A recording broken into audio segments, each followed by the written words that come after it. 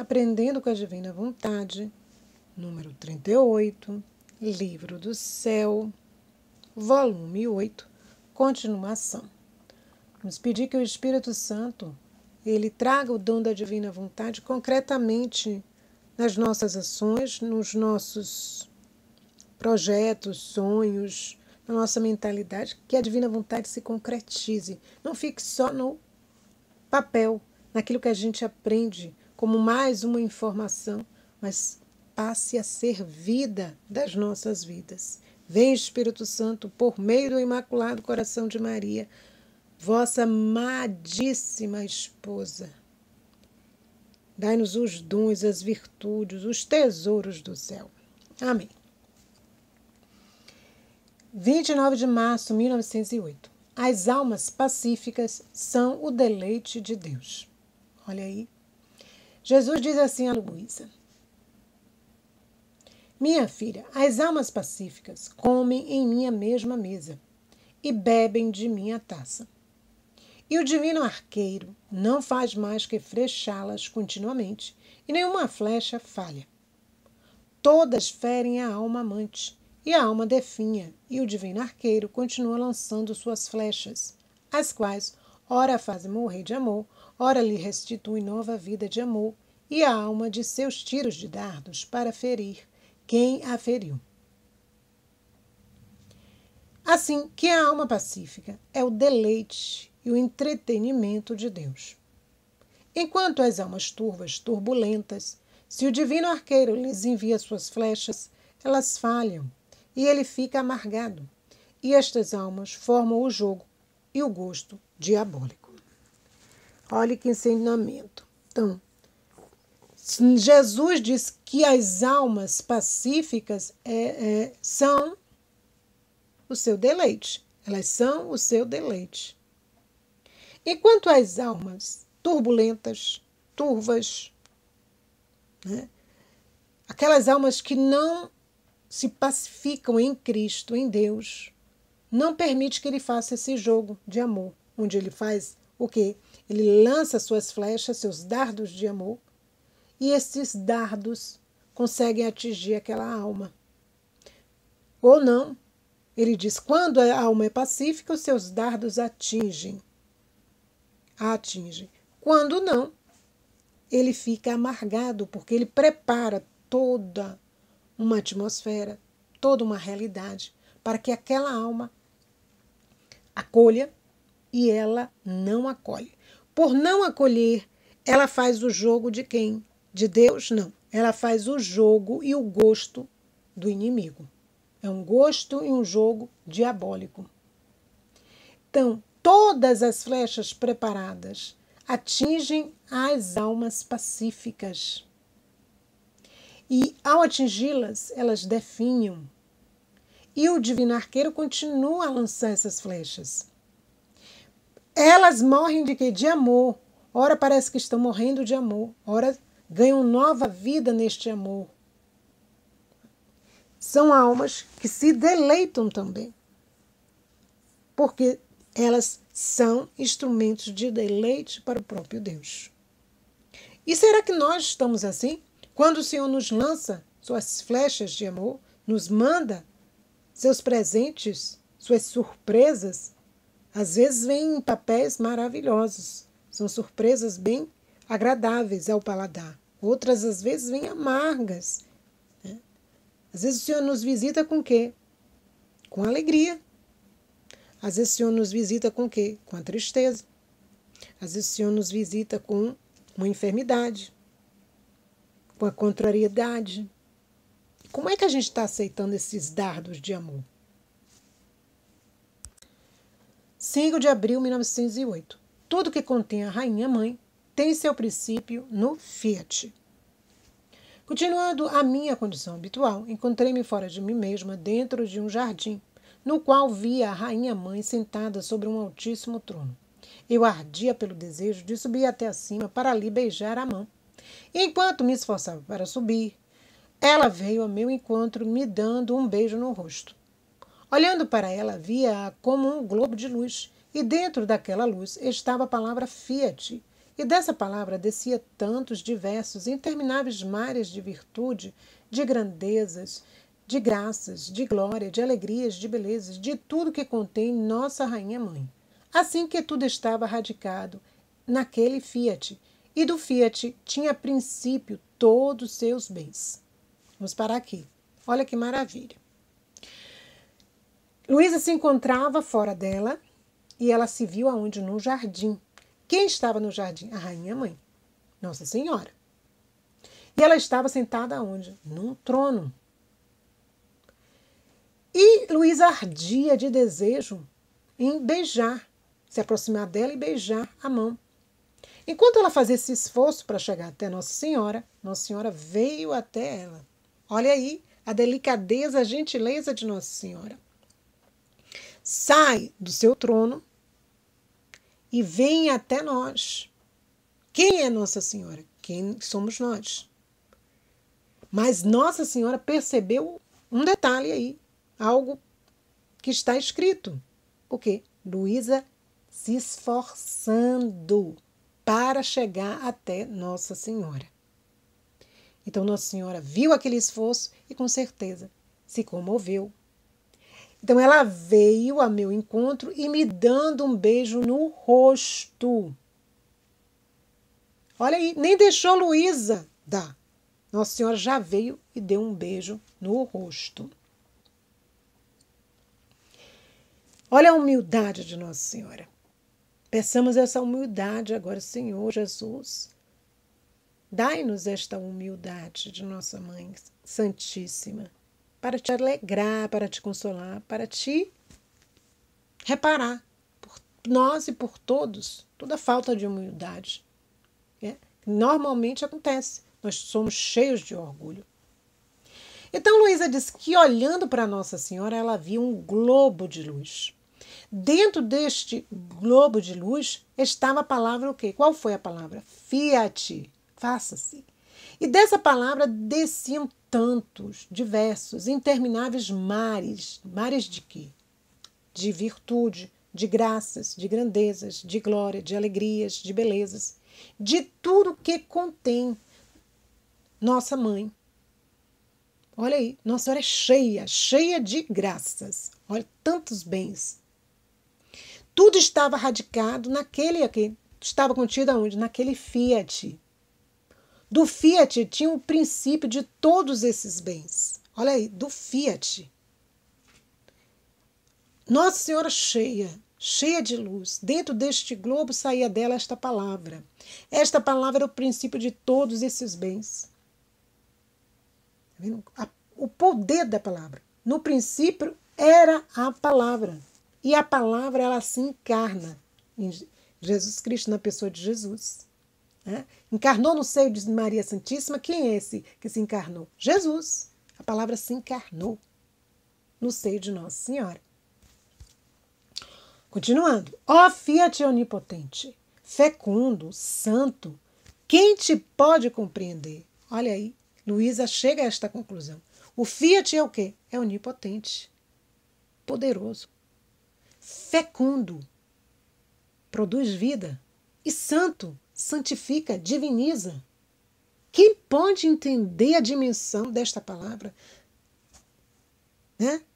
Quem pode compreender Deus encarnado? Só Deus, né? Só Deus abrindo a alma para este entendimento. Eu me sinto muda. Olha aí, ela diz, eu me sinto muda. E tão grande, é tão grande, que não sei dizer nada. Por isso, põe um ponto. Então eu olhava maravilhada e ela me disse. Então, Luísa chega a essa conclusão tão grande, onipotente, fecundo, santo, é tão grande que eu não sei dizer nada. Eu não tenho palavras para denominar, qualificar, dizer o que é, conceituar o que é o Fiat. E aí, a Rainha Mãe, Nossa Senhora, vem, minha filha, e diz, minha filha, toda a minha santidade saiu de dentro da palavra Fiat. Eu não me movia nem sequer para um respiro, para um passo, nenhuma outra ação, senão o fazia dentro da vontade de Deus. Olha aqui. Então, cotidianamente a gente faz tantas coisas, mas faz na nossa vontade, única e exclusivamente. A gente nem pensa em Deus. Olha aí. Nossa Senhora diz que nem um respiro, nem um passo, nem uma ação nenhuma fazia sem colocar tudo na vontade de Deus. E ela diz que a santidade dela foi resultado do Fiat. Minha vida era a vontade de Deus, meu alimento, meu tudo. E isto me produzia santidade, riquezas, glórias, honras, mas não humanos, senão divinos. A gente busca tudo isso. A gente busca riquezas, glórias, honras, né? Destaque, fama, mas tudo não humano. Tudo voltado para o humano. Nossa Senhora disse assim, tudo isso eu tinha, santidade, riquezas, glórias, honras, mais o que? Na esfera divina. Na esfera divina. Que é muito mais elevada, é superior ao humano. O humano é humano. E às vezes a gente só quer o humano. A gente não quer mais. Não tem, nem quer saber do divino. Aliás, né? Nem sabe que existe a esfera divina. Fica só na esfera humana. Então, quanto mais a alma está unida, fundida com a vontade de Deus, tanto mais se pode dizer santa, tanto mais é amada por Deus. E por quanto mais amada, mais favorita. Porque a vida dessa alma não é outra coisa que a reprodução da vontade de Deus. Eis aqui a serva do Senhor, faça em mim segundo a vossa vontade, a tua vontade, meu Deus. É a reprodução. As almas amantes, elas reproduzem a vontade de quem? Delas mesmas? Não, a vontade de Deus. Porque a vontade delas já se conformou totalmente à vontade de Deus. Então elas reproduzem o quê? A vontade de Deus, nada mais. Então essa alma vai ser o quê? Cada vez mais ela está unida a Deus, mais ela tem uma relação de unidade, de fusão com este Deus, mais ela vai ser santa, mais ela vai ser mais amada por Deus, mais favorita, a mais favorita. Amada e a mais favorita. Por quê? Porque ela reproduz perfeitamente a vontade deste Deus. E poderá não amá-la se for ela mesma. Deus vai poder amar esta alma da mesma forma, né?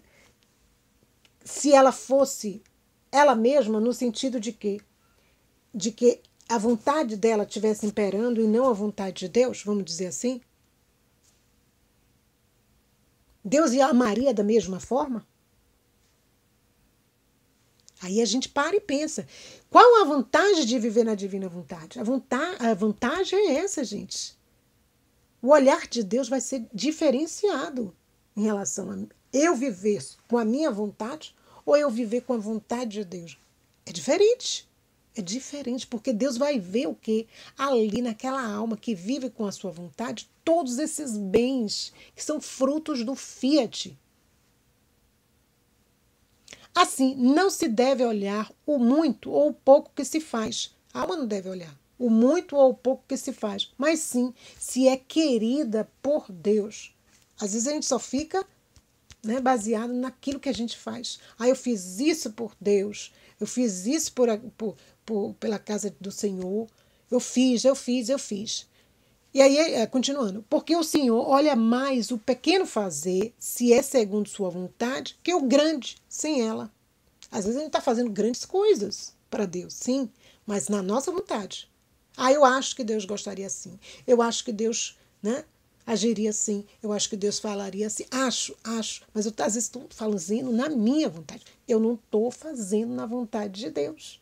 Às vezes aquele ato é muito pequeno, uma coisinha de nada. É pequeno. Mas está na vontade de Deus. Por quê? Tudo Nossa Senhora fazia o quê? Com a vontade de Deus. Ela não fazia com a vontade dela. Eu estou rezando este texto na divina vontade, na vontade de Deus. Eu vou caminhar, vamos caminhar juntos, Jesus, na tua vontade.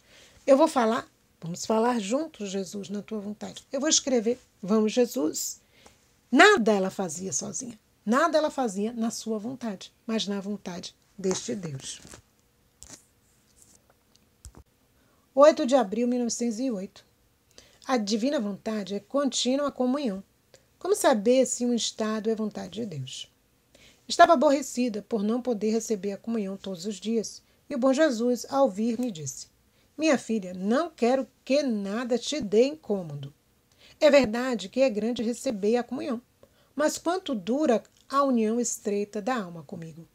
No máximo, um quarto de hora. Por isso, a coisa que mais te deve importar é desfazer completamente a tua vontade na minha. Porque, para quem vive da minha vontade, a união estreita comigo não é só de um quarto de hora, senão sempre, sempre, sempre. Assim que minha vontade é contínua comunhão com a alma, portanto, não uma vez por dia, mas todas as horas, todos os momentos. É sempre comunhão para quem faz a minha vontade. Vamos parar aqui. Então, Luísa, olha a vontade de Luísa. Receber a comunhão todos os dias. Jesus aparece e diz: Eu não quero que nada te incomode, minha filha. Nada. Ó que ensinamento maravilhoso. Nada te incomode. Então, até uma coisa santa pode nos incomodar. Não é verdade? E aí Jesus diz assim: grande é receber a comunhão, sim. Mas quanto dura a união estreita da alma comigo? Ora, para irmos receber o corpo e o sangue de Jesus, nós teremos que estar em estado de graça. Ou seja, em dias com a nossa confissão, vivendo dentro dos 10 mandamentos, procurando fazer a vontade de Deus. Bem, e aí Jesus diz assim, quando vocês faz a comunhão, recebe a comunhão, você cria uma união estreita comigo. Mas aí Jesus diz assim, quanto tempo dura esta união? No máximo, um quarto de hora. Por isso, minha filha, aquilo que você tem que ter mais em conta é o quê? É que você desfaça completamente a tua vontade na minha. Aí vai acontecer algo extraordinário. Por quê? Para quem vive da minha vontade, a união estreita comigo não é só de um quarto de hora, senão sempre, sempre, sempre. Então, uma alma que vive na vontade de Deus, ela estará sempre unida a Deus. Sempre. Assim que minha vontade é contínua comunhão com a alma. Portanto, não uma vez por dia. Nós podemos comungar, no máximo, 2 vezes por dia, né? E aí nós vamos ter essa comunhão estreita com o Senhor, um quarto de hora, 15 minutos. 15 minutos em cada comunhão. Depois disso, essa união, vamos dizer assim, se desfaz. Né? Essa união estreita. E aí ele diz, mas quem vive na minha vontade não será por um dia, ou por horas, ou por momentos, mas essa comunhão se fará sempre. Porque você faz a minha vontade, você vive nela. Ó, coisa grandiosa. Quanto mais fizermos nossos atos na divina vontade, mais o Senhor estará ali. Aí eu vou dar um testemunho. Né? Um dia atrás, eu estava intercedendo por uma pessoa, ou por várias ao mesmo tempo. Rezando meu terço e intercedendo e pedindo, ó Senhor, faz isso, faz aquilo. E esqueci, né? Porque sempre a gente tem que fazer a intenção, as nossas intenções devem estar nas intenções de Jesus, e nós temos que sempre pedir que se faça sempre a vossa vontade. Antes de começarmos mesmo a interceder, a pedir, a entregar aquela pessoa, dar o fardo, né? Nosso fardo, que é pesado, que é angustiante, que às vezes nos oprime, a Deus, pois o seu fardo é leve. E aí eu comecei a sentir o quê? O peso da intercessão, porque quem faz a intercessão sente, tem intercessões que são pesadas, porque as situações são exigentes. Nós estamos intercedendo por pessoas que às vezes não têm conhecimento de Deus, não têm uma vida de oração, então aquela intercessão ali é muito mais pesada. E eu fazia aquilo ali, rezando e rezando, passou o primeiro dia, entrou no segundo, e eu comecei a me sentir, sabe, mal mesmo, não só internamente, mas externamente. dores, comecei a sentir dores pelo corpo, dores assim sem sentido. E eu comecei a perceber, eu digo, não, isso aqui não está normal, isso aqui não está normal, isso aqui não é num campo material, é um campo espiritual. Mas não tive a iniciativa de mudar o ritmo de oração que eu estava fazendo. E o Senhor sinalizando dores localizadas. Eu digo, meu Deus. Aí eu parei para ouvir uma oração feita por uma comunidade católica brasileira, né? A comunidade cujo o fundador é Moisés Rocha, e ele fazia uma oração de cura, porque estou acompanhando os 40 dias do projeto com Jesus ressuscitado, né? Esse projeto que a comunidade faz todo ano. E aí ele rezou e eu comecei a me entregar naquela oração, e o Senhor me deu a luz. E ele disse, minha filha, você está colocando, antes de começar suas orações, suas petições, no Fiat divino, no meu Fiat. Aí eu disse, não, Jesus, então coloque. Aí eu comecei a ouvir aquela oração que estava sendo feita pela comunidade e, ao mesmo tempo, colocando Fiat voluntas tua, Jesus, nesta pessoa, nesta realidade, Fiat voluntas tua na outra realidade que eu também estava intercedendo. E eu fui colocando. Pouco a pouco, eu senti aquele alívio. As dores passaram. Eram dores localizadas em pontos do meu corpo, em pontos diversos do corpo. Latejavam. Eu digo, meu Senhor e meu Deus. O que nós vemos aqui neste ensinamento, que foi confirmado com a palavra de Nossa Senhora, que dizia que a santidade dela vinha do quê? Do Fiat, porque o Fiat contém todos os bens. E aí eu percebi agora, falando e preparando esta reflexão, o quanto o Fiat é importante. Antes de começarmos a qualquer ato ou qualquer oração, coloquemos na vontade de Deus, que se faça a vontade de Deus, Fiat, nesta situação. E ali foi como se eu quisesse o quê?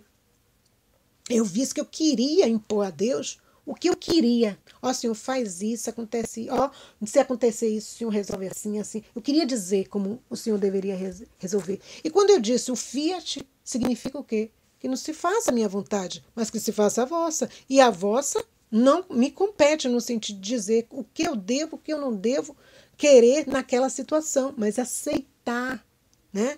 Pacificamente, porque as almas pacíficas são o quê? São deleite de Deus. Confirmou também aqui nesta palavra que nós meditamos anteriormente. Vê? Então, Fiat, na realidade, todas as nossas ações, elas precisam estar carregadas dos frutos que o Fiat nos traz. Continuando aqui, né? Então Jesus diz assim que nada nos deve incomodar, nada, até as coisas santas. Continuando. Agora, tendo passado dias amargos pela privação de meu sumo e único bem, pensando e tentando que meu estado fosse uma ficção, estar na cama sem nenhum movimento, sem nenhuma ocupação, esperando a vinda do confessor e sem meu habitual adormecimento, me angustiava, me martirizava tanto que me fazia adoecer pela dor e pelas contínuas lágrimas. Muitas vezes eu implorei ao confessor para me dar permissão e obediência de que, quando não estivesse adormecida e Jesus Cristo não me comprasse em me participar, como vítima, o mistério de sua paixão, eu pudesse me sentar na cama, segundo meu costume, e me dedicar a meu trabalho de tecelagem. Mas ele absolutamente me proibiu.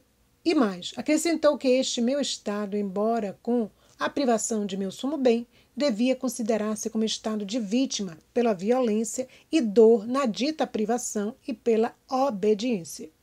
Eu sempre obedeci, mas continuamente o martírio do coração me dizia. E aí ela vai descrevendo. Vamos parar aqui para analisar. Jesus diz assim o quê? Que ela começa a pensar que aquele estado dela fosse totalmente fora da vontade de Deus, e ela começa a analisar que ela estava sem movimento, estava naquela cama, sem ocupação, né? Esperando o confessor vir. E ela também não tinha o adormecimento que às vezes acontecia. Isso a angustiava, a martirizava, né? E ela começava a chorar, a sentir dores. Muitas vezes ela implora ao confessor para quando todas essas questões, quando Deus, Jesus, não viesse e não desse a ela o estado de vítima, onde ela pudesse participar de um mistério da sua paixão, ou quando ela não estivesse dormindo, adormecida, né? Que Jesus às vezes colocava ela num estado de adormecimento, que ela fizesse pudesse realizar alguma atividade, no caso aqui era a tecelagem, que ela gostaria de fazer. Aí o confessor disse, não, em absoluto. O que você tem que fazer, o quê? Esta privação e a obediência em permanecer na cama é o quê? É dor? É uma violência que você está fazendo a você mesmo? É. E esse é um estado de vítima a considerar. Até isso, vamos dizer, este cenário, esta situação que lhe incomoda, que lhe perturba, que lhe agita no sentido de que querer mudar, você tem que obedecer. Por quê? Porque o próprio confessor, né, na pessoa de Jesus, né, representante de Jesus, disse, não, eu quero que você continue aí, nesse estado aí, e obedeça. E aí ela começa a pensar, e não será que este estado não é uma ficção? Onde está o seu adormecimento? Onde o estado de vítima? E você o que sofre dos mistérios da paixão? O coração dela começava a fazer essas interrogações. Levanta-te, não faça simulações, trabalha, não vês que este fingimento te levará à condenação? E tu não temes? E não pensas no tremendo juízo de Deus? Não vês que depois de tantos anos que não fizeste outra coisa senão cavar um abismo no qual não sairás em toda a eternidade? Oh, meu Deus! Quem pode dizer o tormento do coração? E os cruéis sofrimentos que me atormentam a alma, oprimem-me e lançam-me no mar de dores.